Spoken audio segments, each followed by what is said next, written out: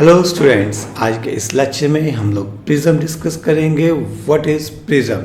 A prism is a portion of a transparent medium bounded by two plane surfaces inclined to each other at suitable angle. तो मेरे पास यहाँ पर prism है। This prism is 45, 45 and 90 degree. तो यहाँ पर आप लोग देख सकते हो कि आपको ट्रांसपेरेंट सरफेस दिखाई देगा, पहला, दूसरा and then you can see third one. तो इस प्रिज्म में दो ट्रांसपेरेंट सरफेस एक दूसरे को मीट कर रहे हैं at certain angle. This is called refracting angle, naught angle of refraction but refracting angle या एंगल ऑफ प्रिज्म। जब आप लोग यहाँ से लाइट भेजोगे और लाइट इस तरफ से बाहर आएगी, then this will act as angle of prism. आप लोग ये दो सरफेस भी यूज़ कर सकते हो। यहाँ से लाइट भेजो, दूसरी तरफ से लाइट बाहर आएगी, this will act as angle of prism. Similarly you can use these two surfaces also, send light from one side and it will come out from the other surface which are inclined at certain angle known as angle of prism। तो मेरे पास यहाँ पर कई तरह के prism है। आप लोग देख सकते हो ये राइट एंगल प्रिज्म है जिसमें ये दोनों एंगल्स 45, 45 है। And I have next prism, ये मेरे पास इक्विलेटरल ट्रायंगल की फॉर्म में है, इसमें तीनों एंगल 60 डिग्री है। And next we have another prism जिसमें मेरे पास एक एंगल तो ये 90 डिग्री रहेगा, दिस इज 90 डिग्री, बट एक एंगल इधर से 30 डिग्री है and this one is 60 degree. Clear? So let us start with, अब किसी भी प्रिज्म की खासियत क्या है जिसके लिए हम इसको डिटेल में डिस्कस करते हैं। खासियत है कि अगर इसके ऊपर वाइट लाइट इंसिडेंट की जाए तो लाइट इसमें से पास होने के बाद अपने कॉन्स्टिट्यूटिंग कलर्स में स्प्लिट कर जाती है। Light split ups into constituting colours after passing through prism. But before understanding that why it happens, how it happens, we need to understand कि प्रिज्म्स होते क्या हैं, इनका काम कैसे है, इनमें से रिफ्रैक्शन कैसे होती है। तो यहाँ पर मैंने दो प्रिज्म्स आपको शो किए हुए हैं। पहला प्रिज्म जो आपको यहाँ पे लेफ्ट साइड में दिखाई दे रहा है, ये स्मॉल एंगल प्रिज्म है ए। इसमें ए की value, A stands for angle of prism, this is small. तो इसमें मैं कुछ अप्रॉक्सीमेशंस अप्लाई कर सकूंगा। यहाँ पर एंगल ऑफ प्रिज्म स्मॉल नहीं है तो यहाँ पर मैं कोई भी अप्रॉक्सीमेशन अप्लाई नहीं कर पाऊंगा। ठीक है, तो दिस इज कॉल्ड बेस। ये मेरे पास हो गया फर्स्ट रिफ्रैक्टिंग सरफेस। यहाँ से हम लाइट इंसिडेंट करेंगे, refracting surface number 1 and then we have this is second refracting surface, refracting surface number 2। Clear? And this is angle of prism, angle of prism. Clear? अब light एक तरफ से incident की जाएगी इस तरफ से and after refraction it will come out. जो लाइट इंसिडेंट की जाती है उसे इंसिडेंट रे कहा जाता है। जो लाइट प्रिज्म के अंदर रहती है आफ्टर रिफ्रैक्शन इसे रिफ्रैक्टेड रे कहा जाता है। और जो लाइट बाहर आएगी this is known as emergent ray. Incident ray, refracted ray and emergent ray. Clear? Detail में इसको हम लोग अभी डिस्कस करेंगे। So let us start with calculation of angle of deviation. हम देखना चाहते हैं कि जब लाइट किसी प्रिज्म में से पास करती है तो उस केस में एंगल ऑफ डेविएशन कितना होता है, लाइट अपने ओरिजिनल पाथ से कितने एंगल पे डेविएट कर जाती है। Clear? So let us consider a prism जिसमें एंगल ऑफ प्रिज्म हमारे पास ए है। से this is angle of prism A, this is base and let us suppose that a ray of light is incident on the surface and this is normal drawn on this surface. This will represent angle of incidence. Now this is the original या actual path of ray. Now light is going from rare medium to denser medium. बाहर की तरफ air है, अभी अंदर की तरफ हम बात कर रहे हैं कि ग्लास है. तो लाइट एयर से ग्लास में जा रही है, तो naturally it will bend towards normal. ये नॉर्मल है, इसे मैं n1 से डिनोट कर सकता हूँ. इंसिडेंट रे IR लिखी जा सकती है. Light will bend towards normal. Light नीचे को मुड़ गई है टूवर्ड्स नॉर्मल, दूसरे फेस पे पहुंची. दूसरा रिफ्लेक्टिंग सरफेस, तो ये फिर से बेंड करेगी, बट किस तरह बेंड करेगी इसे देखने के लिए हमें नॉर्मल ड्रॉ करना पड़ेगा. तो ये मेरे पास हो जाएगा एंगल ऑफ रिफ्रैक्शन R1 पहले सरफेस के लिए. ये है मेरे पास refracted ray, this is normal and reflected ray के बीच में एंगल R1. सेकेंड सरफेस पे देखिए, ये जो एंगल है this is going to be R2. ये स्टैंडर्ड कन्वेंशन है, मैं इसे R2 लिखूंगा. सेकेंड सरफेस के लिए ये है एंगल ऑफ इंसिडेंस है, but it is denoted by symbol R2. अब लाइट दूसरे सरफेस से बाहर आएगी. लाइट अब डेंसर से रेयर मीडियम की तरफ जा रही है. It means it will bend away from normal.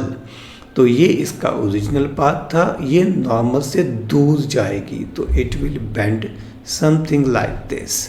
और अगर मैं इसे पीछे को प्रोड्यूस करूँगा तो ये इंसिडेंट रे को यहाँ कहीं पे मीट करेगी. ऑल्दो मैं डायग्राम में ये लाइन बहुत बढ़िया नहीं ड्रॉ कर पाया. Let us try once again, so this is much better. तो ये हो गई हमारे पास emergent ray. Clear? Incident ray, refracted ray and emergent ray. ये था ओरिजिनल पाथ, ये है फाइनल पाथ, और इन दोनों के बीच का जो एंगल होगा this will represent angle of deviation. And article में हम लोग इसी एंगल में इंटरेस्टेड हैं. We want to find out angle of deviation. आप लोग नोटिस करो, मैंने यहाँ पर दोनों नॉर्मल्स को आपस में ज्वाइन कर दिया है. यही है, जिस पॉइंट पे ये नॉर्मल्स ज्वाइन हो रहे हैं उस पॉइंट को मैं O के साथ डिनोट करूँगा. हमें ढूंढना है डेल्टा, एंगल ऑफ डेविएशन. तो मैं कुछ पॉइंट्स को लेबल कर लेता हूं ताकि डिस्कशन आसान हो जाए. Say this point is B, this is C and say this point is D. Okay, now if we refer this triangle BDC, please refer triangle BDC. इसमें आपको डेल्टा बाहर वाला एंगल, एक्सटीरियर एंगल दिखाई देगा, and it should be equal to sum of these two angles. Clear? अगर मैं इन angles को एंगल 1 एंड एंगल 2 के साथ डिनोट कर लूं तो मैं कह सकता हूं delta is equal to angle 1 plus angle 2. Now अब देखो, क्या मैं वर्टिकली अपोजिट एंगल्स के कंसेप्ट को यूज़ करके ये कह सकता हूँ कि angle I is equal to angle 1 plus angle R1, यानी कि एंगल 1 की वैल्यू क्या लिखी जा सकती है, I माइनस R1. सिमिलरली अगर मैं यहाँ पर दूसरे फेस पे देखूँ तो ये मेरे पास होगा angle of emergence which is denoted by symbol E. Emergent रे एंड नॉर्मल के बीच का angle, this is angle of emergence. This is denoted by symbol E. और यहाँ पर भी अगर मैं वर्टिकली अपोजिट एंगल्स को ध्यान में रखूँ तो मैं कह सकता हूँ E is equal to angle 2 plus R2. यहाँ से भी मैं R2 की वैल्यू, एंगल 2 की वैल्यू लिख सकता हूँ which is E minus R2. We can put this two values here and we can write down I minus R1 plus E minus R2. So delta की वैल्यू क्या लिखी जा सकती है, I plus E minus R1 plus R2. Is that clear? So this is equation number 1. अब मुझे R1 plus R2 की value को लिखना है इन terms of angle of prism. So for this I will refer this quadrilateral. आपको इस quadrilateral को refer करना है. मैं डार्क कर रहा हूँ, हाईलाइट कर रहा हूँ. इस क्वाड्रिलेटरल के सभी एंगल्स का सम 360 डिग्री होगा, स्टैंडर्ड रिजल्ट है। एंगल ए प्लस ये मेरे पास नॉर्मल है बच्चों, है ना, हमने फर्स्ट रिफ्लेक्टिंग सरफेस के ऊपर इसे नॉर्मल ही ड्रॉ किया था। सो इस केस में ये एंगल 90 डिग्री हो जाएगा, प्लस एंगल ओ हो जाएगा, प्लस दूसरी तरफ से भी आप देखोगे तो ये भी नॉर्मल था, अगर ये भी नॉर्मल था तो ये एंगल भी 90 डिग्री होगा। So this is going to be 360 degree. तो यहाँ पर angle A plus angle O की वैल्यू मेरे पास 180 डिग्री बन जाएगी। So this is equation number 2। Now please refer triangle BCO। ध्यान से देखिए बच्चों, ट्रायंगल BCO ये वाली ट्रायंगल आपको रेफर करनी है। इस ट्रायंगल में तीनों एंगल्स का सम हमारे पास 180 होगा, यानी कि R1 plus R2 plus angle O is equal to 180 degree. Clear? अगर मैं इन दोनों इक्वेशंस को इक्वेट कर दूं, यानी कि इक्वेशन नंबर 2 and 3 को यूज करूं, then I can write down R1 plus R2 is equal to angle A. R1 plus R2 is equal to angle A. आप एंगल A लिखो या सिंपली A लिखो, doesn't matter. So this is very important relation। हालांकि हम लोग इसे as a result drive नहीं करते हैं, बट न्यूमेरिकल्स में या फर्दर कैलकुलेशंस के लिए हमें इसे याद रखना ही पड़ता है। R1 plus R2 is equal to A. A stands for angle of prism। अब मैंने R1 plus R2 की वैल्यू फाइंड आउट कर ली। I will put this value in equation number 1, यानी कि using equation number 1 and 4 we can write down delta is equal to I plus E minus A. This implies that we can write down delta plus A is equal to I plus E. Delta plus A is equal to I plus E. This is going to be standard result. Here delta represent angle of deviation. तो हम लोग result को कैसे याद रखेंगे? Angle of deviation plus angle of prism is equal to angle of incidence plus angle of emergence. Clear? And next we have condition for minimum deviation. हम लोग यहाँ पर बात करेंगे कि किस केस में प्रिज्म में जब लाइट पास करे तो मिनिमम डेविएशन होती है। तो यहाँ पर आपको ध्यान देना पड़ेगा कि मान लीजिए मेरे पास ये एक प्रिज्म है एंड अगर रिफ्रैक्टेड रे बेस के पैरेलल हो जाती है तो उस केस में डेविएशन ऑफ लाइट मिनिमम हो जाएगी। इस तरफ से इमर्जेंट रे आएगी, इधर से मेरे पास इंसिडेंट रे आएगी एंड अगर रिफ्लेक्टेड रे बेस के पैरेलल है तो उस केस में डेविएशन की वैल्यू मिनिमम हो जाएगी। Clear? In the condition of minimum deviation, the light ray passes through the prism symmetrically. This is very important word, symmetrically. Symmetrically word का मतलब ये होगा कि angle of incidence will be equal to angle of emergence। इसका मतलब ये होगा angle of refraction at first surface R1 will be equal to angle R2। ये भी कंडीशंस बन जाएंगी। पहली कंडीशन, दूसरी कंडीशन और थर्ड कंडीशन हो जाएगी जो रिफ्रैक्टेड रे है it is parallel to base. Refracted ray is parallel to base. Is that clear? बहुत बढ़िया। अब हम लोग इस कंडीशंस को यूज करेंगे to understand how to calculate mu, refractive index of the material of the prism. हमारे पास म्यू का फॉर्मूला क्या होता है? Sine I by sine R. Go for sine I by sine R. So this is equation number 1। यहाँ पर मैं are की जगह लिखूंगा R1 क्योंकि मैं फर्स्ट सरफेस की बात कर रहा हूँ। हम लोगों ने अभी अभी डिस्कस किया था R1 plus R2 is equal to A, और इस केस में जब मिनिमम डेविएशन हो तो R1 R2 बराबर होते हैं, तो मैं R1 plus R1 is equal to A लिख सकता हूँ, यानी कि R1 की वैल्यू मैं A/2 लिख सकता हूँ। से दिस इज इक्वेशन नंबर 2। अब हम बात करते हैं I की। हम लोगों ने रिजल्ट पढ़ा था delta plus A is equal to I plus E।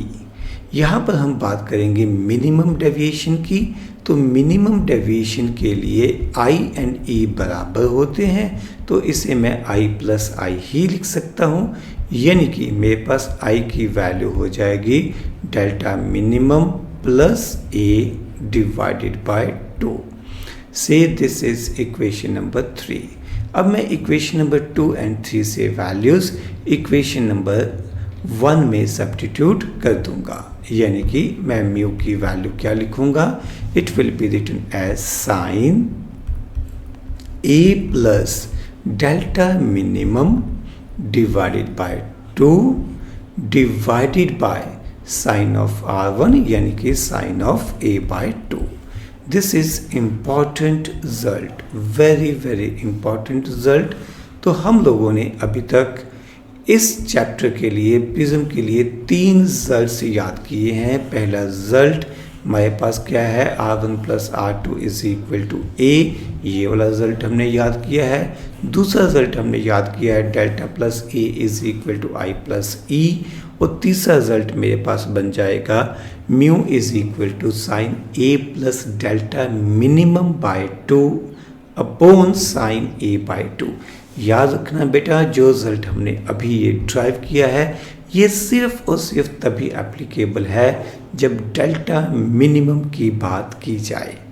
Okay, अब डेल्टा मिनिमम को हम लोग एक ग्राफ के थ्रू समझने की कोशिश करते हैं। मेरे पास एक ग्राफ है, यहाँ पर एक्स एक्सिस में मैंने एंगल ऑफ इंसिडेंस लिया है, वाई एक्सिस में मैंने एंगल ऑफ डेविएशन लिया हुआ है। अब ग्राफ कुछ इस प्रकार से आता है, ग्राफ ये सिमेट्रिकल नहीं होता, मैं बहुत अच्छा नहीं बना पाऊँगा, बट आपको ध्यान रखना है कि ये ग्राफ सिमेट्रिकल नहीं होता।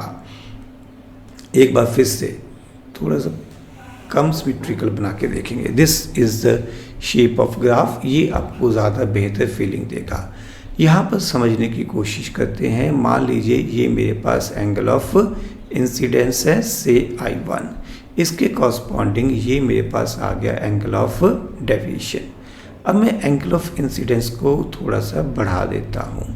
एंगल ऑफ इंसिडेंस को बढ़ाने से एंगल ऑफ डेविएशन की वैल्यू कम हो रही है, and you will find that एक एंगल ऑफ इंसिडेंस ऐसा आएगा जिसके लिए एंगल ऑफ डेविएशन की वैल्यू मिनिमम हो जाएगी।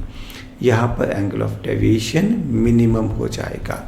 अगर मैं उसके बाद फिर से एंगल ऑफ इंसिडेंस को इंक्रीज करता हूँ तो एंगल ऑफ डेविएशन फिर से बढ़ना शुरू कर देता है। ठीक है, एंगल ऑफ इंसिडेंस तो मैं लगातार बढ़ा रहा हूँ, बट पहले एंगल ऑफ डेविएशन कम होता है, फिर एंगल ऑफ डेविएशन बढ़ना शुरू कर देता है। तो ये आप याद रखोगे, this point corresponds to angle of minimum deviation. यहाँ पे जो आपको समझना है, जो पॉइंट नोटिस करना है, वो देखो कि इस लाइन को अगर मैं सिमेट्रिकली रेफरेंस के लिए यूज़ करूँ तो यहाँ से इस तरफ, ठीक है, ये गैप कम है और इस तरफ ये गैप ज़्यादा आएगा। You must remember this. इसके कुछ कंसेप्चुअल क्वेश्चंस बनते हैं। चलिए इसे समझने के लिए एक और बेहतर एग्जांपल लेते हैं। मैं ग्राफ यहीं से रेफर कर लूँगा। तो मेरे पास एक्स एक्सिस में है angle of incidence, Y axis में मेरे पास है एंगल ऑफ डेविएशन। ये पॉइंट जो है कॉरस्पॉन्ड कर रहा है मिनिमम डेविएशन को। And let us suppose that हमारे पास स्टैंडर्ड रिजल्ट है A plus delta is equal to I plus E. यहाँ पर हम आई एंड ई को डिनोट कर रहे हैं with symbol I1 and I2। अगर मैं लेके चलूँ मिनिमम डेविएशन के लिए, मिनिमम डेविएशन पे मान लीजिए डेल्टा की वैल्यू मेरे पास 30 डिग्री है एंड एंगल ऑफ प्रिज्म तो फिक्स होगा, ये 90 डिग्री है। तो इस केस में I1 I2 दोनों बराबर हो जाएंगे और दोनों की वैल्यू मेरे पास, इन दोनों का सम फाइनल होना चाहिए 120, तो ये 60 डिग्री बन जाएगी, यानी कि this value is going to be 60 degree and इसके corresponding angle of minimum deviation मेरे पास 30 डिग्री हो जाएगा। आप लोग क्रॉस चेक कर सकते हो, 90 + 30 इज इक्वल टू 60 + 60। ये सारी डिस्कशन हो गई फॉर मिनिमम डेविएशन।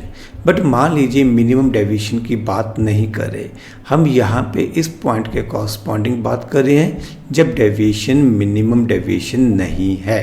सपोज ये 40 डिग्री है, तो इस केस में मेरे पास left side of the equation क्या बन जाएगी, ए फिक्स है 90 और डेल्टा मेरे पास हो गया 40, 90 + 40 हो गया मेरे पास 130।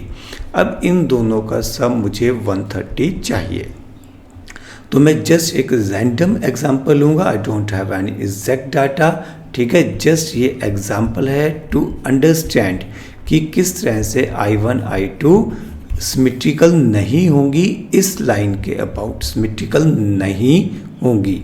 तो अगर एक तरफ मैं यहाँ पर एंगल ले लेता हूँ, सपोज I1 कम वाला एंगल है, तो I1 मैं ले लेता हूँ 30 डिग्री, तो I2 मेरे पास कितना हो जाएगा बच्चों, I2 is going to be 100 degree, है ना।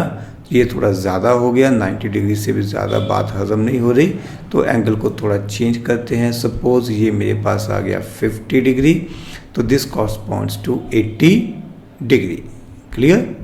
तो अब ये मेरे पास हो गया 50 डिग्री और ये इधर से मेरे पास हो जाएगा 80 डिग्री। यहाँ पर ये गैप देखो, इन दोनों में गैप आया 10 डिग्री का, दूसरी तरफ से ये गैप हमारे पास आ गया 20 डिग्री का, यानी कि ये गैप कम है और दूसरी तरफ ये गैप ज़्यादा है। मीन्स ग्राफ हमारा कुछ इस प्रकार से बनेगा। यू मस्ट रिमेंबर दिस कि ये ग्राफ डेल्टा मिनिमम के अबाउट या इस आई के अबाउट सिमेट्रिकल नहीं होता। Now we have condition of no emergence। हम चाहते हैं कि लाइट अगर प्रिज्म में एंटर कर जाए तो दूसरे रिफ्लेक्टिंग सरफेस से बाहर ना आए, किसी भी हालत में दूसरे सरफेस से बाहर ना आए। हम लोगों ने जो फॉर्मूला अभी तक पढ़ रखा है वो है A is equal to R1 + R2, या angle of deviation delta plus A लिखा था, this is equal to I + E, तो अगर A को इधर शिफ्ट कर दूंगा तो -A हो जाएगा। अब हम समझते हैं कि लाइट बाहर क्यों नहीं आएगी, किस कंडीशन के अंदर बाहर नहीं आएगी। मान लीजिए कि आपने रे ऑफ लाइट यहाँ पर इंसिडेंट की, रे of light will bend towards base. याद रखना जब भी लाइट प्रिज्म में एंटर करती है तो ये बेस की तरफ बेंड करती है। When it enters from rare medium towards denser medium, ठीक है, तो ये हमेशा बेस की तरफ ही बेंड करती है। अब हम चाहते हैं कि लाइट यहाँ से बाहर ना आए, यानी कि इस केस में ये जो एंगल है, this angle should be greater than और इक्वल टू क्रिटिकल एंगल। अगर ये ग्रेटर देन और इक्वल टू क्रिटिकल एंगल है तभी लाइट TIR के थ्रू पास कर जाएगी और बाहर नहीं आएगी। दिस एंगल इज R2, जो हमने पीछे डायग्राम बनाई थी उसमें हमने इसे R2 से ही डिनोट किया था। अब मैं चाहता हूँ कि R2 should be greater than और equal to critical angle. Is that clear? अब मुझे ये भी पता है कि R1 + R2 की वैल्यू A के बराबर है। मुझे R2 को बढ़ाना है, R2 को बढ़ाना है तो R1 को कम से कम करना है। कुछ ऐसा ही पंगा होगा, इन दोनों का सम तो मेरे पास कांस्टेंट रहेगा, this constant is equal to A। But अब मैं R1 और R2 को या R1 को कैसे चेंज कर सकता हूँ? सपोज मेरे पास R1 की मिनिमम वैल्यू कितनी है? 0 है। मीन्स मैं लाइट को इस प्रकार से इंसिडेंट करता हूँ, ठीक है। R1 की मिनिमम वैल्यू है तो R2 किसके बराबर हो जाएगा, A के बराबर हो जाएगा, और उस केस में R2 की वैल्यू सबसे ज़्यादा हो जाएगी और हो सकता है कि लाइट TIR के थ्रू पास कर जाए। यानी कि उस केस में मेरे पास कंडीशन क्या बनेगी, ध्यान से चेक करना। R1 को मैंने पुट किया 0, अगर R1 0 हो गया तो R2 बराबर हो गया A के, R2 को यहाँ पे A पुट कर दूंगा तो A should be greater than और इक्वल टू C, यानी कि angle of prism should be greater than और इक्वल टू क्रिटिकल एंगल। अगर ये कंडीशन है, अगर मैं यहाँ पर I की वैल्यू को 0 करता हूँ, R1 की वैल्यू 0 होती है, यानी कि यहाँ पर I की मिनिमम वैल्यू हो गई। I की मिनिमम वैल्यू के लिए ये कंडीशन आ गई, तब लाइट TIR के थ्रू पास कर जाएगी। अब I की मैक्सिमम वैल्यू के लिए चेक करते हैं। I की मैक्सिमम वैल्यू कितनी होगी, I की मैक्सिमम वैल्यू होगी मेरे पास 90 डिग्री। 90 डिग्री का मतलब क्या होगा, 90 डिग्री का मतलब होगा कि लाइट इस प्रकार से लगभग सरफेस के पैरेलल इंसिडेंट होगी। इस केस में I 90 डिग्री होगी। जब I की वैल्यू 90 डिग्री होगी तो R1 की वैल्यू मेरे पास क्रिटिकल एंगल के बराबर होगी। Clear, R1 will be equal to critical angle. आप उल्टा सोच के देख लो कि अगर ये क्रिटिकल एंगल है तो नेचुरली इधर से ये एंगल 90 डिग्री हो जाएगा, है ना। तो ये क्रिटिकल एंगल हो गया। अब अगर मैं ये वैल्यू यहाँ पे पुट करूँ, इक्वेशन नंबर 1 में इसे यूज़ करूँ, तो using equation number 1 I can write down C plus R2 is equal to A, यानी कि R2 is equal to A minus C, और R2 की वैल्यू क्या होनी चाहिए, it should be greater than और इक्वल टू C, यानी कि A minus C should be greater than और इक्वल टू C, यानी कि A should be greater than और इक्वल टू 2C। तो मेरे पास दो कंडीशंस आ गई। पहली कंडीशन क्या थी, A should be greater than और इक्वल टू C, बट ये कब पॉसिबल है, इसमें कंडीशन पॉसिबल है जब लाइट नॉर्मल इंसिडेंस की जाए, I की वैल्यू 0 हो, उस केस में ये कंडीशन वैलिड हो जाएगी। बट मैं चाहता हूँ पूरी की पूरी रेंज हो जाए कवर, यानी कि मैं किसी मर्जी एंगल पे लाइट को इंसिडेंस करूँ, लाइट हमेशा TIR के थ्रू पास कर जाए। तो 0 से लेकर 90 डिग्री वाले सारे एंगल ऑफ इंसिडेंस मुझे कवर करने हैं। तो उस केस में मैं ये सेकंड कंडीशन देखूंगा। इसमें क्या है, A should be greater than और इक्वल टू 2C, यानी कि ये बेस्ट कंडीशन रहेगी। ये सारी रेंज को कवर करेगी, 0 से 90 डिग्री तक की सारी रेंज को, कि अगर angle of prism critical angle से डबल या उससे ज़्यादा है तो जिस मर्जी डायरेक्शन में आप लाइट को इंसिडेंट करो, लाइट हमेशा दूसरे सरफेस से TIR के थ्रू पास करेगी। क्लियर, सो आपको ये कंडीशन याद रखनी है, A should be greater than और equal to 2C for no emergence. This will be important condition for MCQs। Okay, अब इस कंडीशन को हम लोग यूज़ कर सकते हैं to find out value of mu. Mu का फॉर्मूला होता है 1/sin C, और यहाँ से मेरे पास अगर C की वैल्यू लिखी जाए तो C की वैल्यू क्या बन जाएगी, A/2। तो मैं इसे लिख सकता हूँ 1/sin A/2, यानी कि म्यू की वैल्यू मैं लिख सकता हूँ कोसेकेंट A/2। क्लियर, तो मेरे पास म्यू की वैल्यू इतनी होनी चाहिए ताकि लाइट जो है एक बार सरफेस पे इंसिडेंट हो जाए और दोबारा से बाहर ना आए। अच्छा, यहाँ पर मैंने सिर्फ इक्वलिटी साइन यूज़ किया है। आपको ध्यान रखना है कि अगर मैं ये पूरी कंडीशन यूज़ करूँगा तो एग्जैक्ट कंडीशन आएगी ग्रेटर देन और इक्वल टू। ठीक है, इसको बेटर लिख देते हैं, इट इज़ ग्रेटर देन और इक्वल टू। एक्सप्लेन करूँ, देखो बेटा, C जो है हमने यहाँ पर C की वैल्यू पुट की है, C इज़, यहाँ से देखो, C इज़ लेस देन और इक्वल टू A/2, यही है। तो यहाँ पे मैंने रेसिप्रोकल में लिया है, रेसिप्रोकल में कंडीशन उल्टी हो जाएगी तो mu will be greater than और equal to cosecant A/2। Done. तो ये कंडीशन हमने ड्राइव कर ली है। It is the critical angle को डिफाइन किया जा रहा है। It is the angle of prism above which incident ray of light on the first surface will not emerge out from the second surface for all possible values of angle of incidence. For all possible values of angle of incidence. इसको मैं थोड़ा सा दोबारा से explain करता हूँ। जैसे मैंने पहले जो कंडीशन ड्राइव की थी, A इज़ ग्रेटर देन और equal to C, A is greater than और इक्वल टू C, इसमें मैंने क्या किया था, मैंने एंगल ऑफ इंसिडेंस 0 लिया था। एंगल ऑफ इंसिडेंस 0 के लिए तो ये बात सही है, ठीक है, कि लाइट यहाँ पे एंटर की और दूसरी तरफ से बाहर नहीं आएगी। बट अगर मैं एंगल ऑफ इंसिडेंस को बढ़ा देता हूँ, 0 से कुछ और ले लेता हूँ, तो लाइट बाहर आ सकती है। बट अगर मेरे पास A की वैल्यू ग्रेटर देन और इक्वल टू 2C है, तो मैं लाइट को चाहे ऐसे इंसिडेंट करूं, चाहे ऐसे इंसिडेंट करूं, और चाहे इस डायरेक्शन में इंसिडेंट करूं, किसी भी डायरेक्शन में लाइट को इंसिडेंट करूं, किसी भी हालत में लाइट दूसरी तरफ से बाहर नहीं आएगी।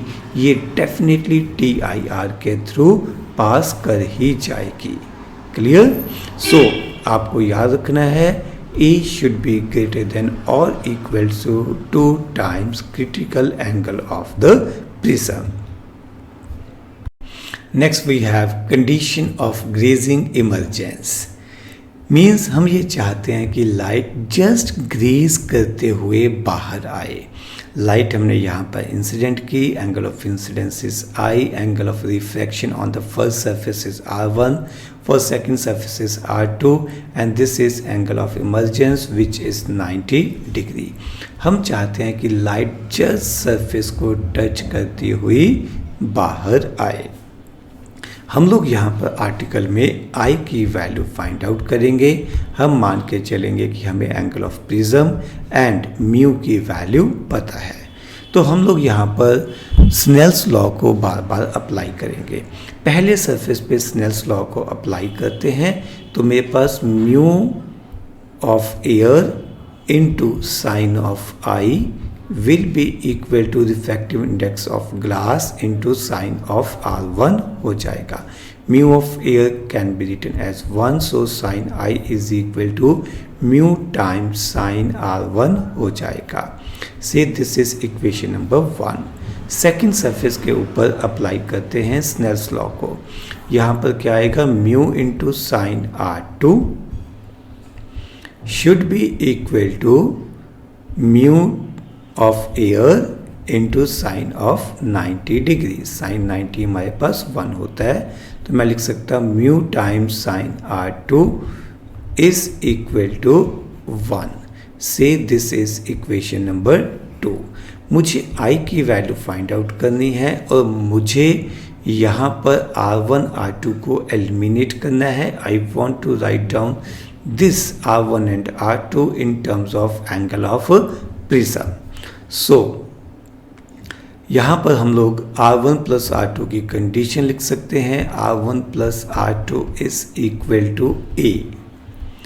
यहाँ पर अगर मैं R1 की वैल्यू पुट करूँ तो मेरे पास R1 is equal to A minus R2 हो जाएगा। If I put this value here, so I can write down using equation number 1 sin I is equal to mu times sin of A minus R2। Clear? So मुझे यहाँ पर sin A minus B का formula apply करना पड़ेगा। sin I is equal to mu times sin A cos B minus cos A sin B। Is that clear? शुद्ध mathematics. आप लोगों ने, मेडिकल वालों को शायद थोड़ी दिक्कत आए, उन लोगों ने बहुत देर हो गई पढ़े हुए इसे। Sine A cos R, cos R2, sine R2 तो मेरे पास है, कॉस R2 यहाँ से लिखना पड़ेगा। साइन R2 की वैल्यू बच्चों 1/μ है, तो इसका मतलब अगर मैं कॉस R2 यहाँ पर लिखूँगा, ये बनेगा √1 - 1/μ। Mu square. So I will put this value here. cos R2 की वैल्यू यहाँ पुट कर देते हैं. ये बनेगा मेरे पास 1/√ऑफ एक मिनट, ये ऐसे लिखते हैं √ऑफ mu square -1 divided by mu, better है, minus cos A as such multiply by sine R2. Sine R2 की वैल्यू बच्चों हमारे पास कितनी है 1/म्यू. ये म्यू एलसीएम लेके इस म्यू के साथ कैंसिल आउट हो जाएगा, यानी कि साइन आई की वैल्यू हमारे पास क्या बचेगी, we will left with sine A √of mu square -1 minus cos A. यानी कि अगर मुझे आई की वैल्यू लिखनी हो तो it may be written as sine inverse sine A √of mu square -1 minus cos A. This is angle of incidence, वो angle of incidence जिसके ऊपर लाइट अगर इंसिडेंट की जाए तो लाइट जस्ट दूसरे सरफेस से ग्रेस करती हुई बाहर आएगी. आपको यहाँ पे नोट करना है कि light will emerge out of a given prism only if angle of incidence is greater than condition of grazing emergence. यानी कि अगर एंगल ऑफ इंसिडेंस इससे कम है तो भी लाइट बाहर नहीं आएगी. अगर एंगल ऑफ इंसिडेंस इससे ज़्यादा है तभी लाइट दूसरे सरफेस से बाहर आएगी, तभी लाइट दूसरे सरफेस से बाहर आएगी. क्लियर?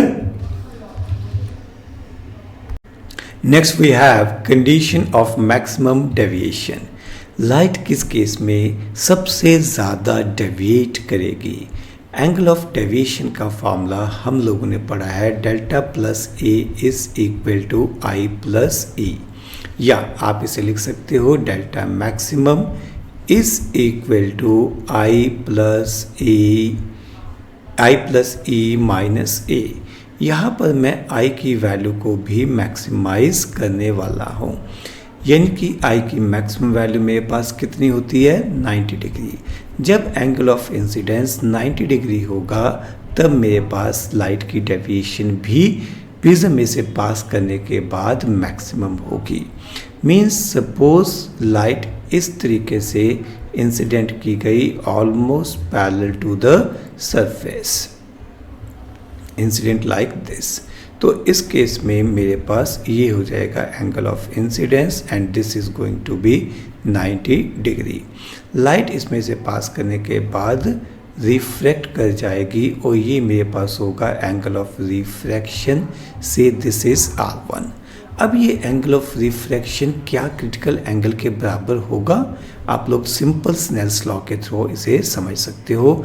1 इंटू साइन 90, 1 मेरे पास है refractive index of air is equal to mu into sine R1.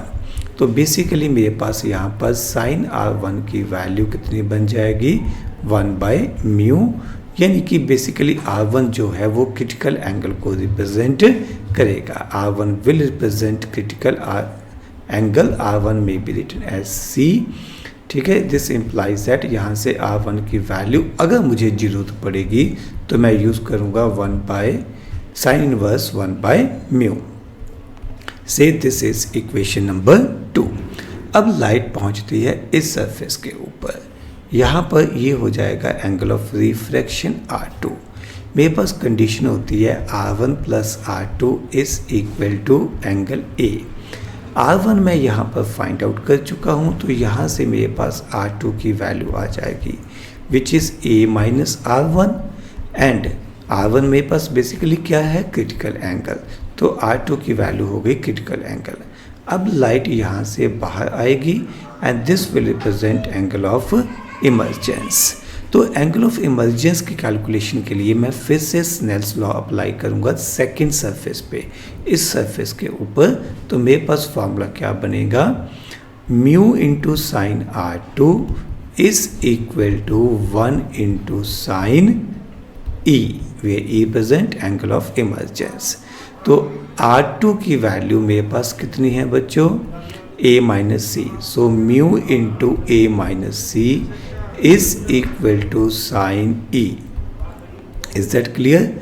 ये थी मेरे पास एंगल ऑफ डेविएशन के लिए इक्वेशन डेल्टा मैक्सिमम के लिए, और डेल्टा मैक्सिमम की वैल्यू में मुझे ई पुट करना है।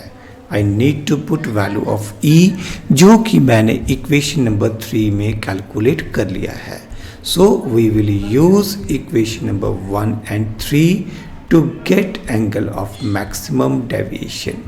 एंगल ऑफ मैक्सिमम डेविएशन के लिए आप क्या लिखोगे? 90 माइनस ए, ठीक है, प्लस ई।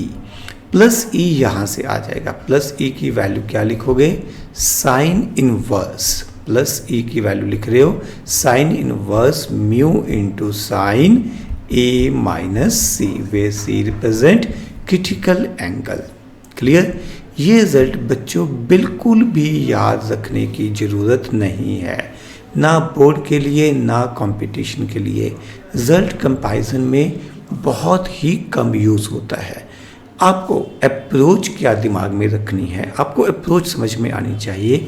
आपको समझ में आना चाहिए कि अगर मुझे मैक्सिमम डेविएशन करनी है तो उस केस में एंगल ऑफ इंसिडेंस 90 डिग्री होगा, तब रे सरफेस के पैरेलल चलेगी, तो उस केस में डेविएशन सबसे ज़्यादा होगी। आप लोग यहाँ पर एंगल ऑफ डेविएशन भी देख सकते हो, ड्रॉ कर सकते हो। ये फाइनल रे होगी, इसको पीछे को प्रोड्यूस कर लो, और ये मेरे पास इंसिडेंट रे थी। इन दोनों के बीच का जो एंगल है ये एंगल ऑफ डेविएशन को रिप्रेजेंट करेगा। Clear? So this will B maximum deviation. फिर आपको अप्रोच कैसे करना है? आपको पहले सरफेस के ऊपर स्नेल्स लॉ अप्लाई करना है, सेकंड सरफेस के ऊपर स्नेल्स लॉ अप्लाई करना है, और इन दोनों को आपस में जोड़ने के लिए हमारा standard formula R1 + R2 is equal to A use कर लेना है। बस आई रिपीट, आपको क्या पॉइंट्स ध्यान में रखने हैं? पहला, मैक्सिमम डेविएशन कब होगी? जब एंगल ऑफ इंसिडेंस मैक्सिमम यानी कि 90 डिग्री होगा। दोनों सरफेस पे स्नेल्स लॉ अप्लाई करना है, एंड एक condition R1 + R2 is equal to A आपको यूज़ करनी है।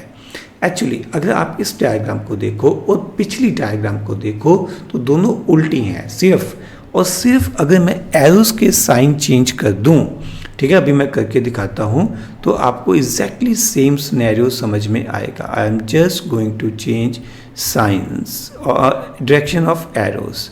तो लाइट इस प्रकार से आ रही है, ये मैंने एंगल ऑफ इंसिडेंस लिखा था और ये मैंने एंगल ऑफ इमर्जेंस लिखा था। तो रे ग्रेज करती हुई बाहर आई थी, तो कंडीशन सेम है, यानी कि आप ये कह सकते हो कि ये सिचुएशन जो ग्रेजिंग इमरजेंस वाली सिचुएशन है उसका रिवर्स है। यानी कि ग्रेजिंग इमरजेंस वाले केस में भी अगर आप एंगल ऑफ डेविएशन ढूंढते हो, रिजल्ट स्टैंड सेम। ये देखो, ये इंसिडेंट लाइट है और ये हमारे पास इमरजेंट रे है, तो ये जो एंगल होगा this will B angle of deviation. आप ये एंगल ढूंढ लो, एक ही बात है। क्लियर? तो इसका मतलब मैक्सिमम डेविएशन के लिए आपको कोई भी रिजल्ट अलग से याद नहीं करना। आप या तो कंडीशन ऑफ ग्रेजिंग इमरजेंस याद कर लो, या आप लोग जनरल अप्रोच याद कर लो, जो मैं अच्छे से डिस्कस कर चुका हूँ। Okay, numerical, a ray of light passes through an equilateral glass prism. Equilateral glass prism यानी कि ऐसा प्रिज्म जिसके लिए तीनों एंगल 60 डिग्री, यानी कि angle of prism is also 60 degree, such that angle of incidence is equal to angle of emergence. जैसे ही ये लिखा है, इसका मतलब we are talking about minimum deviation condition. हम मिनिमम डेविएशन की यहाँ पर बात कर रहे हैं। If the angle of emergence E is 3/4 of the angle of prism, we have to find out refractive index of the glass of the prism. So 3/4 of A यानी कि ये पुट कर दी गई, तो E की वैल्यू मेरे पास हो जाएगी 45 डिग्री। क्लियर? हमारे पास म्यू का फॉर्मूला मिनिमम डेविएशन कंडीशन में क्या था? Sine of A + delta m/2 upon sine of a/2। But समस्या क्या है, हमारे पास अभी डेल्टा m तो है नहीं, बट हमने फॉर्मूला पढ़ा था a plus delta is equal to i plus e। a मुझे 60 गिवन है, तो डेल्टा मिनिमम मैं यहाँ से कैलकुलेट कर लूँगा। i एंड e दोनों बराबर ही होंगे मिनिमम डेविएशन पोजीशन में, यानी कि डेल्टा मिनिमम की वैल्यू मेरे पास यहाँ पर 30 डिग्री आ जाएगी। सो म्यू हम लोग यहाँ पे लिख पाएंगे साइन a यानी कि 60 प्लस डेल्टा m यानी कि 30 divided by 2 divided by sine 60/2। Clear? तो म्यू की value sine 45 divided by sine 30 हो जाएगी। साइन 45 हमारे पास होता है 1/√2 एंड साइन 30 होता है 1/2। From here we will get mu is equal to √2 and this is our required answer. Next numerical, a ray of light is incident at an angle 60 degree on one face of a prism. So angle of incidence is 60 degree which has an angle of 30 degree, यानी कि angle of prism is 30 degree. The ray emerges out of the prism makes an angle 30 degree with the incident ray. ध्यान से, जो रे बाहर आ रही है वो इंसिडेंट रे के साथ 30 डिग्री एंगल बना रही है, यानी कि एंगल ऑफ डेविएशन मुझे 30 डिग्री गिवन है। Show that the emergent ray is perpendicular to the face through which it emerges. हमें ये शो करना है कि इमर्जेंट रे जिस फेस से बाहर आ रही है उसके साथ एंगल 90 डिग्री बना रही है, यानी कि हमें ये प्रूव करना है कि E की वैल्यू, एंगल ऑफ इमर्जेंस की वैल्यू 0 है and we have to calculate refractive index of the prism also. So मेरे पास स्टैंडर्ड फॉर्मूला होता है delta plus A is equal to I plus E. तो डेल्टा मेरे पास 30 है, ए मेरे पास 30 क्वेश्चन में गिवन है, आई 60 गिवन है, तो यहाँ से मैं ई की वैल्यू फाइंड आउट कर सकता हूँ। ई की वैल्यू मेरे पास बच्चों 0 डिग्री आ जाएगी। 0 डिग्री आने का मतलब है कि लाइट इस केस में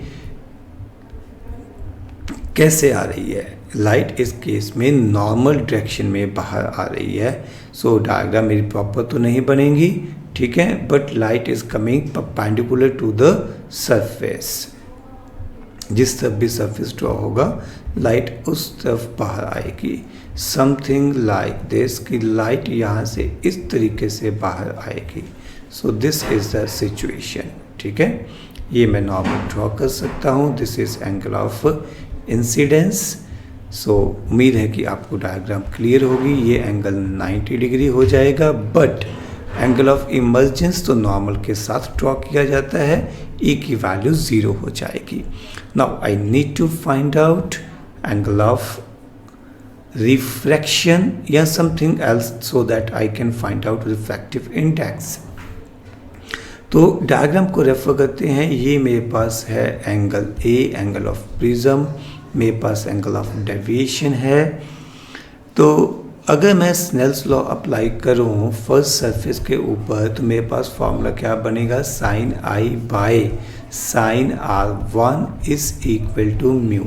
साइन आई मुझे गिवन है साइन 60, तो मैं लिख सकता हूँ sine 60 by sine R1 is equal to mu. से this is equation number 1। Equation number 2 यहाँ से लिखेंगे, स्नेल्स लॉ सेकंड सरफेस पे अप्लाई करेंगे। सेकंड सरफेस पे लाइट कैसे बाहर आई है, 0 इमर्जेंस के साथ बाहर आई है। तो इसका मतलब I और R दोनों की वैल्यू 0 होगी, यानी कि यहाँ पर R2 की वैल्यू भी 0 होने वाली है, यानी कि R2 is going to be 0। Getting my point. अगर एंगल ऑफ इंसिडेंस 0 है तो एंगल ऑफ रिफ्रैक्शन भी 0 होता है, R2 भी 0 होगा। अगर R2 0 है तो हमें फॉर्मूला पता है R1 plus R2 is equal to A। R2 0 है तो यानी कि R1 की वैल्यू A के बराबर यानी कि 30 डिग्री हो जाएगी। So I can put this value in equation number 1। यानी कि using equation number 1 and 2 we will get value of refractive index of prism. Sin 60 is under 3 by 2, sin 30 is 1 by 2, and we got this value root 3, and this is our required answer. Clear? Next question. A prism is found to give a minimum deviation of 51 degree. Minimum deviation of 51 degree. The same prism gives a deviation of 62 degree and 48 minute for two values of angle of incidence, यानी कि I1 is equal to 40 degree 60 minute and I2 is equal to 82 degree and 42 minute. Determine the refracting angle of the prism and refractive index of the prism material. यानी कि हमें a and mu की value यहाँ पर find out करनी है। तो बच्चों यहाँ पर कंसेप्ट को समझेंगे। मैं इस लॉजिक को यहाँ पर यूज़ करता हूँ। मेरे पास डेल्टा प्लस ए का फॉर्मूला क्या होता है, I प्लस ई। यहाँ पर जैसा कि हम आज ही लेक्चर में डिस्कस कर चुके हैं कि ये जो I एंड E है ये I1 एंड I2 को रिप्रेजेंट करेंगे। यहाँ से मैं एंगल ऑफ प्रिज्म कैलकुलेट कर पाऊंगा। This will be equal to I1 plus I2 minus delta. तो ये पूरे का पूरा डाटा यूज़ करेंगे, इन दोनों को ऐड कर लेते हैं। ऐड करूँगा तो ये बनेगा 122 degree and 48 minute minus 62 degree and 48 minute. This comes out 60 degree. This is angle of prism. Now we need to find out refractive index. मुझे angle of minimum deviation given है, तो I can go for sin A plus delta minimum by 2 upon sin A by 2. Clear? क्या हम इसको further simplify कर पाएंगे? Yes, mu is equal to sine A 60 degree है, तो ये है डेल्टा मिनिमम 51, तो ये हो गया 111 by 2 divided by sine 60 by 2 यानी कि साइन 30। तो म्यू की वैल्यू बन जाएगी sine 55.5 degree divided by sine 30 which is 1 by 2। Sine 55.5 को अप्रॉक्सीमेटली अगर गेस करके देखें तो कितना बनता है? साइन 53 डिग्री आपको याद है 0.8 होता है। साइन 60 डिग्री आपको याद है 0.866 होता है। तो मैं अगर अंदाज़ा लगाऊं तो ये 0.82 के आसपास हो सकता है। ठीक है, जस्ट अप्रॉक्सीमेशन है, एग्जैक्ट वैल्यू तो मैं नहीं लिख पाऊंगा। ये 1.64 अप्रॉक्सीमेटली रिफ्रैक्टिव इंडेक्स की वैल्यू बन जाएगी। Clear? Next question, at what angle should a ray of light be incident? I हमें ढूंढना है on a face of a prism of refracting angle. ये लिखा है refracting angle, basically this represent angle of prism. This is equal to 60 degree so that it just suffers TIR at the other face. The refractive index of the prism is given to us 1.524।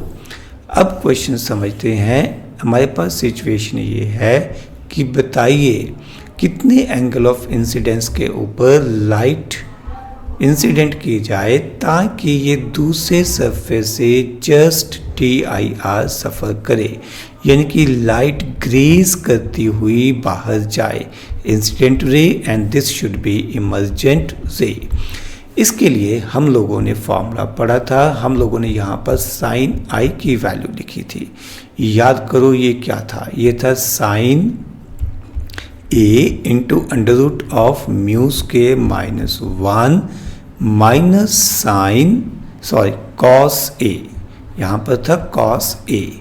ये value थी हमारे पास as a standard result. Flashback में वापस चलते हैं, एक बार formula check करते हैं क्या फार्मूला था। ये था, मैंने इस फार्मूले को लिखा है यहाँ पर साइन आई की वैल्यू को sine A under root of mu square minus 1 minus cos A. ठीक है, अगर आपको ये फार्मूला याद है तो एमसीक्यूज के लिए बहुत बढ़िया से आप लोग इसे अप्लाई कर सकते हो। दोबारा से चेक करो, साइन ए के साथ under root of mu square minus 1 है, कॉस ए अकेला आएगा। ठीक है, चेक करो, कॉस ए अकेला आएगा, साइन ए के साथ under root of mu square minus 1 है। अगर याद रख सकते हो तो बहुत बढ़िया, नहीं तो हम शुरू से एंड तक दोबारा से इसे ड्राइव कर सकते हैं, एज ए न्यूमेरिकल इसे सॉल्व कर सकते हैं। अब यहाँ पर कैलकुलेशन मेरे लिए काफ़ी कॉम्प्लेक्स हो जाएंगी। साइन 60 डिग्री मेरे पास होता है under root 3/2 under root of mu square minus 1 1.524 whole square minus 1 minus cos A, cos 60 होता है 1/2। तो ये कैलकुलेशन मुझे यहाँ पर करनी पड़ेंगी। Sine I is equal to, ये वैल्यू मेरे पास अप्रॉक्सीमेटली 0.5 ही आ जाती है, एंड यहाँ से आई की वैल्यू मेरे पास 30 डिग्री आ जाएगी, and this is my required answer. Next question, one face of a prism of refracting angle 30 degree, refracting angle 30 degree यानी कि angle of prism is 30 degree and refractive index 1.414 is silvered. So question is कि एक prism given है जिसका एक surface एक face silver किया गया है। एट व्हाट एंगल मस्ट ए रे of light fall on the unsilvered face so that after refraction into the prism and reflection at the silvered surface it retraces its path। Means ray of light को incident किया, उसके बाद ये इस तरीके से गई सच दैट ये एंगल हमारे पास 90 डिग्री बन जाए, ताकि लाइट जिस डायरेक्शन में आई है उसी डायरेक्शन में अपने पाथ को रीट्रेस कर पाए। हमें ये एंगल ऑफ इंसिडेंस आई की वैल्यू यहाँ पर फाइंड आउट करनी है। क्लियर? तो मेरे पास क्वेश्चन में क्या गिवन है, यहाँ पर angle of refraction at the second surface R2 given है। अगर R2 गिवन है तो इसका मतलब R1 भी कैलकुलेट किया जा सकता है। स्टैंडर्ड फॉर्मूला है R1 plus R2 is equal to A। तो R2 मेरे पास 0 है और R1 मुझे क्वेश्चन में A की वैल्यू पुट करने से मिल जाएगा। This comes out 30 degree. So I got value of R1 30 degree. अब मैं फर्स्ट सरफेस के ऊपर स्नेल्स लॉ अप्लाई कर सकता हूँ। Mu is equal to sine I by sine R. R1 30 डिग्री है, म्यू की वैल्यू मुझे 1.414 यानी कि बेसिकली √2 गिवन है। मुझे साइन आई एक तरफ रखना है, साइन 31/2 हो जाएगा।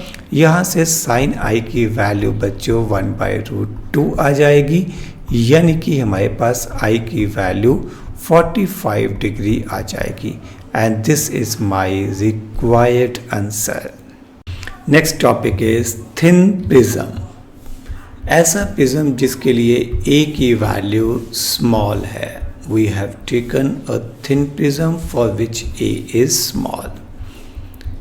ए इज स्मॉल, जब ए स्मॉल होगा तब हमारे पास आई, ई, R1 एंड R2 भी स्मॉल होंगे। All these angles are taken small when A is small.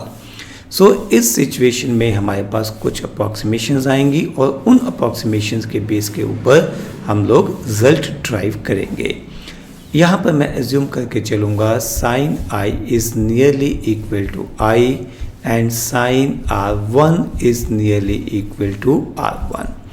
अगर मैं स्नेल्स लॉ अप्लाई करूँ फर्स्ट रिफ्लेक्टिंग सरफेस के ऊपर तो मेरे पास फॉर्मूला होगा mu is equal to sine I by sine R1। But क्योंकि आई एंड R1 को स्मॉल माना गया है तो मैं लिखूँगा mu is equal to I by R1, यानी कि यहाँ से मेरे पास I की वैल्यू बन जाएगी म्यू टाइम्स R1 से this is equation number 1। Similarly for second surface, अगर मैं सेकेंड रिफ्रैक्टिंग सरफेस की बात करूँगा तो वहाँ पर भी सेम कंडीशंस अप्लाई की जा सकती हैं। I can write down sin R2 is nearly equal to R2 and sin E is nearly equal to E। अगर मैं वहाँ पर भी स्नेल्स लॉ अप्लाई करूँगा तो mu is equal to sine R2 by sine E आएगा। यहाँ से म्यू लिखा जा सकता है mu is equal to R2 by E, यानी कि R2 की वैल्यू क्या लिखी जा सकती है, म्यू टाइम्स E से दिस इज इक्वेशन नंबर 2। अब मैंने I एंड R2 की वैल्यू लिख ली है और कुछ गड़बड़ तो नहीं हुई, यहाँ पर कुछ गड़बड़ हो गई है। यहाँ पर मुझे E एंड R2 लिखना चाहिए था, E और इधर R2, सो यहाँ पर भी करेक्शन होगी। यहाँ पर आएगा E by R2, so further one more correction will be here, E is equal to mu times R2 से दिस इज इक्वेशन नंबर 2। अब हमें एंगल ऑफ डेविएशन का फॉर्मूला पता है, delta is equal to I plus E minus A। So delta is equal to I की value कितनी है, mu times R1, E की value mu times R2 minus A। इसको मैं फर्दर सिंप्लीफाई करूंगा तो म्यू कॉमन आ जाएगा, ब्रैकेट में बचेगा R1 प्लस R2 माइनस ये बचा A। R1 प्लस R2 हमारे पास क्या होता है, एंगल ऑफ प्रिज्म A आज बहुत बार डिस्कस कर चुके हैं, जिसका मतलब डेल्टा की वैल्यू मेरे पास बनेगी mu minus 1 into A। Angle of deviation delta is equal to mu minus 1 into A, but ये रिजल्ट सिर्फ और सिर्फ तभी एप्लीकेबल है जब प्रिज्म का एंगल स्मॉल हो, जब हम ये सारी की सारी अप्रॉक्सीमेशंस एक साथ लेके चलें। When we assume that angle of prism is small, angle of incidence, angle of emergence, angle of refractions are small. चलिए, आपको ए तो स्मॉल समझ में आ रहा है, बट बाकी एंगल स्मॉल क्यों हुए इसकी थोड़ी फीलिंग नहीं आ रही होगी। मैं एक बार कोशिश करता हूँ, तो मैं ये लेके चलता हूँ, ये है मेरे पास स्मॉल प्रिज्म, तो मैं लाइट कुछ इस प्रकार से इंसिडेंट करता हूँ, ठीक है। मैं लाइट इधर से सरफेस के पैरेलल इंसिडेंस नहीं कर रहा, नॉर्मली लाइट प्रिज्म के सामने की साइड से इंसिडेंट की जा रही है। उस केस में ये एंगल डेफिनेटली आई स्मॉल ही होगा। अगर आई स्मॉल हो गया तो नेचुरली बाकी सारे एंगल्स भी खुद ब खुद स्मॉल ही हो जाएंगे। क्लियर? चलिए न्यूमेरिकल ट्राई करते हैं। हमारे पास न्यूमेरिकल है, show that the angle of deviation delta produced by a thin prism, note करो यहाँ पर वर्ड लिखा गया है thin prism, is reduced to 1/4, angle of deviation will reduce to 1/4 when immersed in water। यानी कि वाटर और एयर में एंगल ऑफ डेविएशन हमें कैलकुलेट करने हैं। Angle of deviation of small prism with small angle, ये फॉर्मूला रहेगा। यहाँ पर रिफ्रैक्टिव इंडेक्स हमारे पास आएगी ग्लास की विद रिस्पेक्ट टू एयर, जो कि हमें क्वेश्चन में कितने गिवन है, 3/2। So I will write down delta is equal to 3/2 minus 1 into A, यानी कि डेल्टा कम्स आउट A/2। अब हम डेविएशन की बात करते हैं, जब हमने इसे इमर्स कर दिया वाटर में तो बन जाएगी refractive index of glass with respect to water. Formula बनेगा refractive index of glass divided by refractive index of water minus 1 multiply by A। Refractive index of glass is 3/2, water is 4/3 minus 1 multiply by A। यहाँ से angle of deviation ये बन जाएगा 9/8, यानी कि A/8 बन जाएगा। This is equation number 2। अब हम करेंगे 2 divided by 1 delta dash divided by delta, यानी कि A/8 divided by A/2। This comes out 1/4, यानी कि delta dash by delta is equal to 1/4, और यही तो हमें प्रूव करना था। तो आपने देखा कि स्मॉल एंगल्ड प्रिज्म में, थिन प्रिज्म वाले केस में हम इस रिजल्ट को डायरेक्ट अप्लाई कर सकते हैं। Next numerical is the refracting angle of a prism is A, यानी कि angle of prism is given to us. The refractive index is mu is given as cot A/2 and we have to calculate angle of minimum deviation. Angle of minimum deviation के लिए formula in terms of mu हमने क्या पढ़ रखा है, mu is equal to sin A plus delta m/2 divided by sin A/2, and according to question this is equal to cot A/2.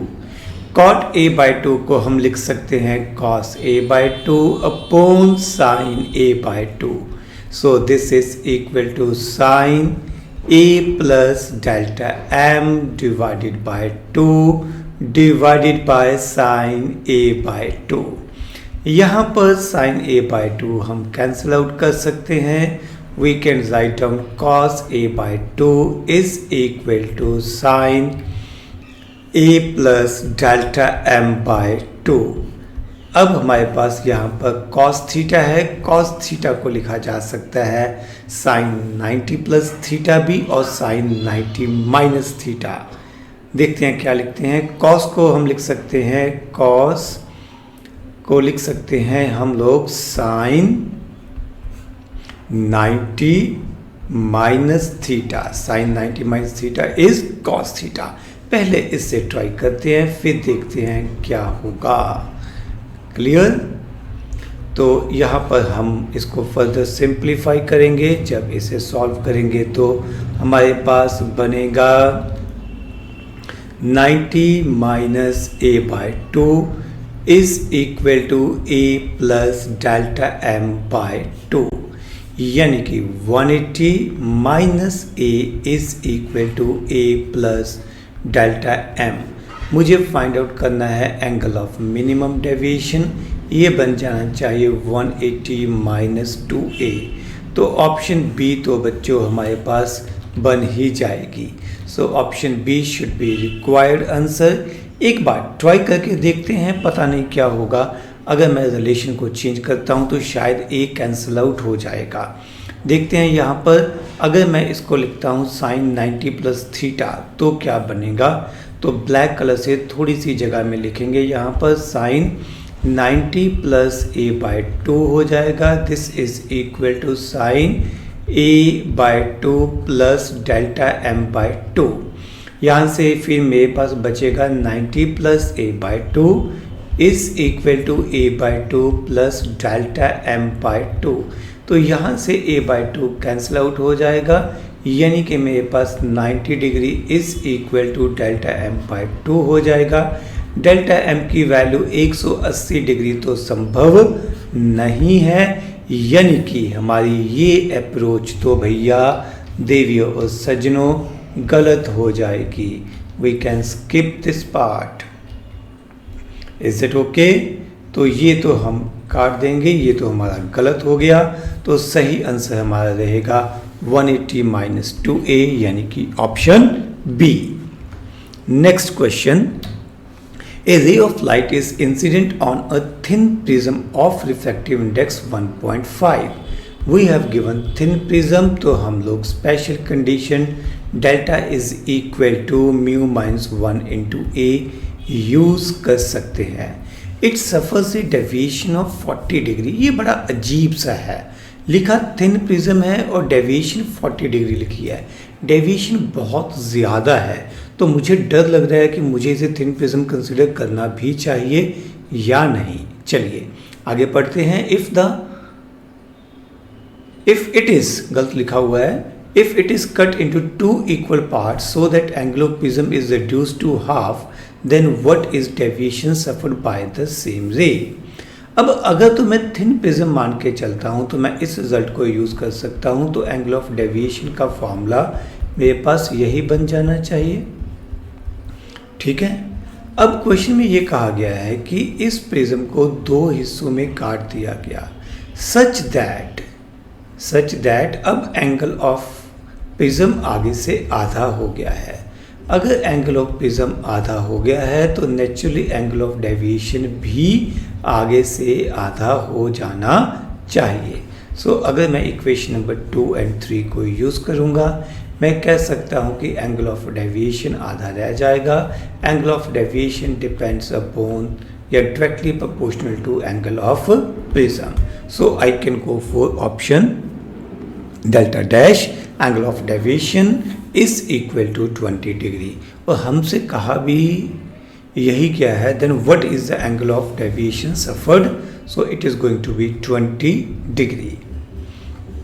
Next question, the refractive index of a prism is 2, mu is 2, the prism can have maximum refracting angle।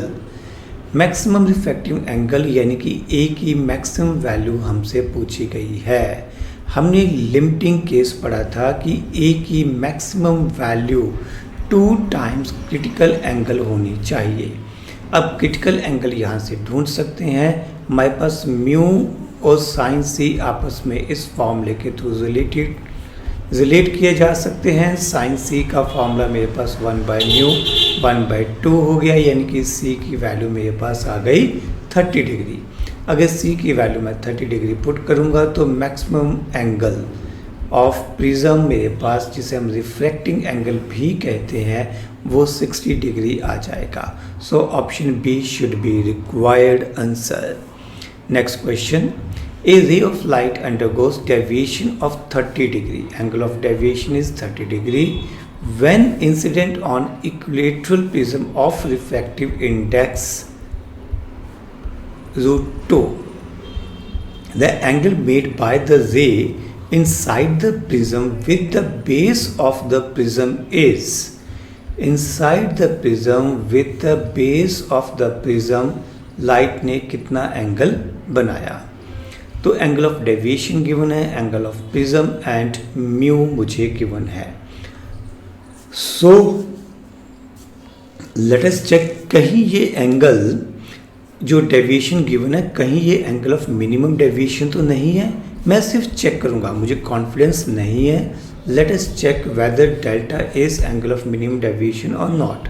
तो मेरे पास mu का formula क्या होता है, sine a plus delta m/2 divided by sine a/2।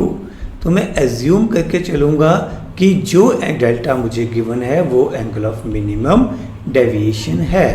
तो यहाँ पर a मेरे पास 60 डिग्री है, डेल्टा मेरे पास 30 डिग्री है, डिवाइडेड बाय 2 हो जाएगा, डिवाइडेड बाय साइन a/2 यानी कि साइन 30 हो जाएगा। यहाँ से हम लोग म्यू की वैल्यू लिख सकते हैं, साइन 45 बाय साइन 30। साइन 45 होता है 1/√2 और साइन 30 होता है 1/2, यानी कि ये 2/1 हो जाएगा। यानी कि मेरे पास रिफ्रैक्टिव इंडेक्स की वैल्यू √2 आ जाएगी।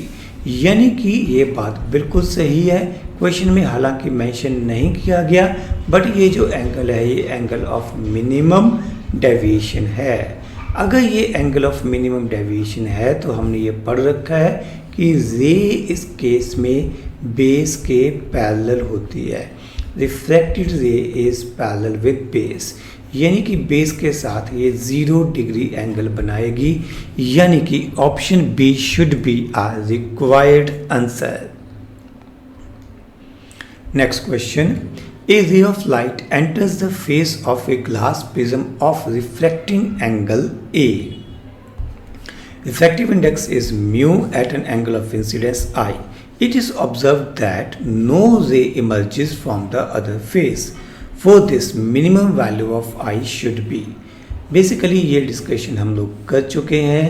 हमारे पास सिचुएशन ये है कि ये लाइट इंसिडेंट की गई, ये हमारे पास हो गया एंगल ऑफ इंसिडेंस, रे रिफ्रैक्ट हुई और जस्ट ग्रेस करती हुई बाहर आई। ये हमारे पास एंगल ऑफ प्रिज्म है, ये एंगल हमारे पास R1 है। इस केस में क्योंकि ये E की वैल्यू मेरे पास 90 डिग्री होगी तो ये हमारे पास TIR वाला केस बन जाएगा। तो यहाँ पर R2 की वैल्यू C के बराबर होगी, यही होगा। R2 will represent critical angle in this case। अब मुझे फाइंड आउट करना है I को, तो मेरे पास फॉर्मूला क्या होगा, mu is equal to sine I by sine R1। मुझे साइन R1 ढूंढना है, साइन I ढूंढना है, सॉरी, ये हो जाएगा म्यू टाइम्स साइन R1। अब R1 की वैल्यू आप लोगों को बच्चों पता है, इन टर्म्स ऑफ A हम लोगों ने इसको लिख रखा है साइन A माइनस R2। मेरे ख्याल से कोई दिक्कत नहीं होगी, R1 plus R2 is equal to A। इसके बाद हमने सेम डेरिवेशन कर रखी है, तो अभी हम इसे एज ए न्यूमेरिकल कर रहे हैं। तो मैं लिख सकता हूँ sine I is equal to mu into sine A cos B, sine A cos B minus cos A sine B, sine R2 हो जाएगा। ओके, अब हमें R2 तो अपने क्वेश्चन में नहीं चाहिए, अगर हम ऑप्शन चेक करें तो कहीं पे भी R2 नहीं है, तो मुझे R2 को तो एलिमिनेट करना ही पड़ेगा। R2 किसके इक्वल है, क्रिटिकल एंगल के इक्वल है, तो मैं इसे cos C लिख सकता हूँ। तो I can write down it as cos C minus cos A into sine C, and we know relation mu is equal to 1 by sine C, या sine C is equal to 1 by mu. We can put this value and we can write down sin I is equal to mu into sin A into cos C। cos C कितना हो जाएगा, square root of 1 minus sine square C, 1 minus sine square C, और sine C की value मेरे पास 1 by mu है। So I can put this value and we will get our required answer. यहाँ से बच्चों हमारे पास साइन I की वैल्यू आ जाएगी, म्यू आप लोग सॉल्व कर लेना, कैंसिल आउट हो जाएगा। ये रिजल्ट हम लोग पहले ड्राइव कर चुके हैं, एक न्यूमेरिकल में यूज़ कर चुके हैं, और मैं आपको बता भी चुका हूँ कि इसको याद कैसे रखना है। मैंने आपको कहा था साइन A के साथ root of mu square minus 1 आएगा और कॉस A अकेला आएगा, यानी कि option C should be required answer. Angle पूछा गया है I, तो यहाँ से अगर I लिखना होगा तो आप साइन इनवर्स करके लिख सकते हो। Option C should be required answer.